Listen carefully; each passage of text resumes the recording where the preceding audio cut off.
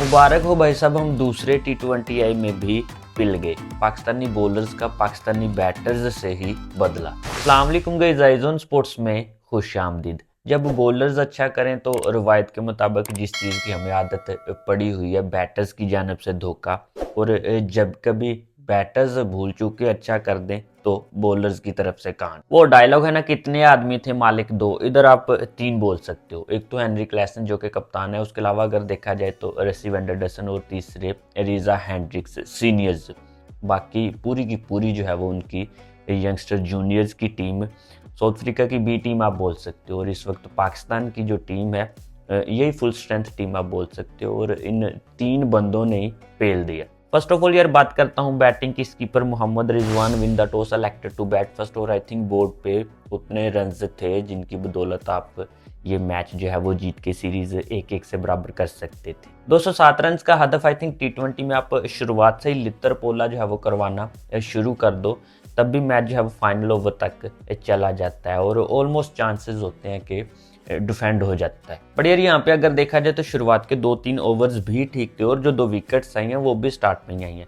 But फिलहाल बात करते हैं पहले बैटिंग की। बैटिंग में अगर देखा जाए तो अगेन मोहम्मद रिजवान साहब जो है वो कुछ खास नहीं कर पाए। बट हाँ, कप्तान होने के नाते ये डिसीजन ठीक था कि साइम अयूब जो है वो ओपन करने आए और बाबर आजम नंबर 2 पे, क्योंकि बाबर नंबर 2 पे भी रन कर सकते हैं जैसा कि मैंने पहले भी बोला था। और मोहम्मद रिजवान वो तो हमारी मजबूरी है, अब कप्तान है, हमें झेलना पड़ेगा। ऊपर से जो गंद कर रहे हैं वो तो ठीक है, बट वो नीचे भी किसी नंबर पे अगर आ जाएं तो वो रन्स नहीं करेंगे। तो साइम वाला डिसीजन तो ठीक था, जो कि दोनों के हक में जो है वो कारआमद रहा। साइम की जानिब से अगर देखा जाए तो जिस तरह की बैटिंग आज हमें देखने को मिली है, उनकी पहली 50 लेकिन ऑलमोस्ट 100 जो है वो डिज़र्व करते थे लेकिन नहीं कर पाए। बट फिर भी साइम अयूब की जो आज इनिंग है उसके लिए ख़ास तौर पे यार क्लैपिंग बनती है। यार 98 रन की क्या खूबसूरत पारी, और इसी पारी की बदौलत टीम पाकिस्तान 200 प्लस बनाने में एक कामयाब हुई। चेस्ट प्लस स्टोक्स और नो डाउट यार, जब कोई पाकिस्तानी नौजवान बैटर इस तरह की बैटिंग करता है तो दिल से खुशी होती है। अनफॉर्चुनेटली 100 नहीं कर पाए जो कि डिजर्व करते थे, बट लास्ट 1.5 मंथ से अगर देखा जाए तो साइम अयूब की बैटिंग में वो झलक जो है वो देखने को मिल रही है, जिस चीज़ को हम जो मिस कर रहे थे, जिसकी बदौलत साइम अयूब को कंटिन्यूसली चांस मिल रहे थे। आई थिंक वो चीज़ जो है वो अब आना स्टार्ट हो गई। होपफुली आने वाले टाइम में मजीद बेहतरी जो है वो हमें देखने को मिले। इसके अलावा बाबर आजम ने ऑलमोस्ट 155 के स्ट्राइक रेट के साथ 31 रन बनाए। देन यार लास्ट में इरफान खान नियाजी ने जो है वो आज इम्प्रेस किया। ऑलमोस्ट 190 के स्ट्राइक रेट के साथ उन्होंने भी 15 के 16 बॉल पे 30 रन बनाए और फिनिश किया। बट आई थिंक इस नंबर पे इस चीज़ की कमी थी जो कि आज इरफान खान नियाजी की जानिब से निकल के आई। और आई थिंक यार मैं समझता हूँ नियाजी के पास काफ़ी वक्त जो है वो पड़ा है, फिटनेस उनकी बड़ी ज़बरदस्त है, और टीम पाकिस्तान को इन्हें मजीद मौका जो है वो लंबा देना चाहिए। बाकी इस बैटिंग में इस शानदार एफर्ट की बदौलत तो 207 रन का टारगेट, जैसा कि मैंने बोला, अगर भूल चूक के हमारे बैटर्स कुछ कर ही लें तो बॉलर्स की तरफ से एक कांट जो है वो धोखा, और वही धोखा जो है वो आज हमें देखने को मिला। नो डाउट यार अफ्रीकन कंडीशंस भी बाउंसी हैं, लेकिन यहाँ पे बैटर्स को रन्स जो है वो बआसानी मिलते हैं।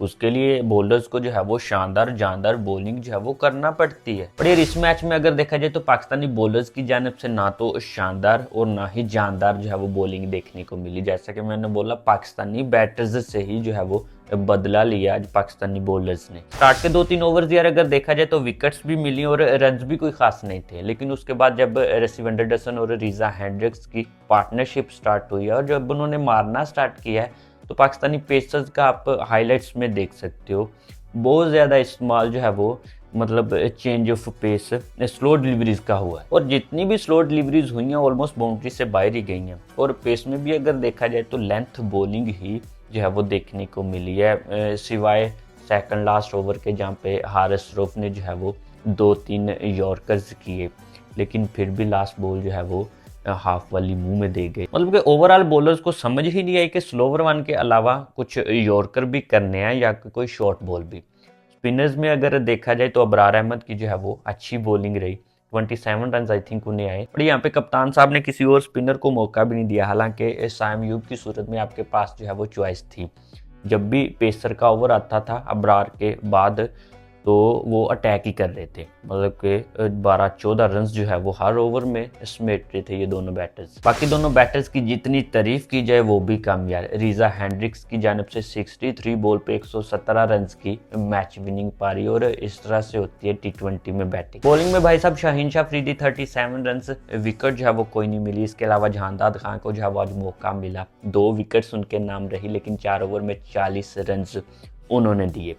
इसके अलावा अगर बात करूँ अबरार अहमद जिन्होंने 27 रन दिए, सबसे जो है वो सस्ते यही रहे। देन अब्बास फरीदी, इन्होंने भी 3.3 ओवर में 45 रन दिए। फिर नाम आता है हमारे महान तेज तरीन बॉलर जिन्हें डेथ स्पेशलिस्ट भी बोला जाता है, आर सरूफ बैक ऑन ट्रैक। 24 बॉल पे 57 रन की पारी जो है वो हारिस सरूफ ने धुआंधार खेली है साउथ अफ्रीका की जानब से, और जनाब फॉर्म में जो है वो वापस आ गए हैं। जब जब बी टीम के बैटर जो है वो इनके सामने बैटिंग करते हैं तो इनका लेवल ही कुछ अलग होता है, और जब कोई सीनियर बैटर इनके सामने आ जाता है फिर इनकी फॉर्म जो है वो उसमें ये वापस आ जाते हैं रन्स मशीन की सूरत में। मतलब यार भाई ने ऑस्ट्रेलिया में एक सीरीज में अच्छी बॉलिंग कर दी तो बाकी 2 साल की जो है वो रोटियां पक्की, लेकिन रन्स खाने की रफ्तार जो है वो कम नहीं होने वाली। और ऑस्ट्रेलिया में भी अगर देखा जाए तो जाते जाते मार्कस स्टोइनिस ने आई थिंक याद करवा दिया था कि भाई मैं ऑस्ट्रेलिया की टीम ए का प्लेयर हूँ। और यहाँ पे भी अगर देखा जाए तो जब वास्ता पड़ा है सामने रेसिव एंडरसन और रीजा हेंड्रिक्स थे तो जनाब से जो है वो बॉल नहीं गिर रही थी, और जो बॉल गिर रही थी वो बाउंड्री से बाहर ही हमें मिल रही थी। तो गाइस T20 सीरीज तो हाथ से गई, और आई थिंक उन लोगों को भी सुकून मिल गया होगा जिन्होंने रट लगाई हुई थी कि कप्तान सिर्फ मोहम्मद रिजवान को होना चाहिए। आई थिंक पहले कप्तान बन गए हैं जिन्होंने कंटिन्यूसली 4 मैचेस जो है वो हार चुके हैं। एक ऑस्ट्रेलिया के अगेंस्ट जो है वो जानबूझ के बाहर बैठ के बहाना बना के वो भी अगर ऐड हो जाता तो 5 हो जाते। फर्स्ट ऑफ ऑल तो यार जिन्हें आपकी खुद की T20 में जगह नहीं बनती, फ़खर ज़मान की जगह पे डाका डाल के बैठे हुए हैं, और अब पता नहीं कब तक जो है वो हमें झेलना पड़ेगा। आई थिंक जब तक पाकिस्तान क्रिकेट बोर्ड में से कोई निज़ाम चेंज नहीं होगा, यही कुछ जो है वो रिज़ल्ट भी कुछ ऐसे ही रहेंगे, और क़यादत भी हमारी क्रिकेट की हर उस फॉर्मेट की उस बंदे के हाथ में रहेगी जो कि उसकी प्लेइंग 11 में भी डिज़र्व नहीं करता होगा। होपफुली उम्मीद ही कर सकते हैं कि कभी पाकिस्तान क्रिकेट भी बेहतर हो। इस वीडियो में यहाँ तक कि नेक्स्ट वीडियो में आऊँगा नए टॉपिक के साथ। दुआओं में याद रखिएगा। अल्लाह हाफिज़।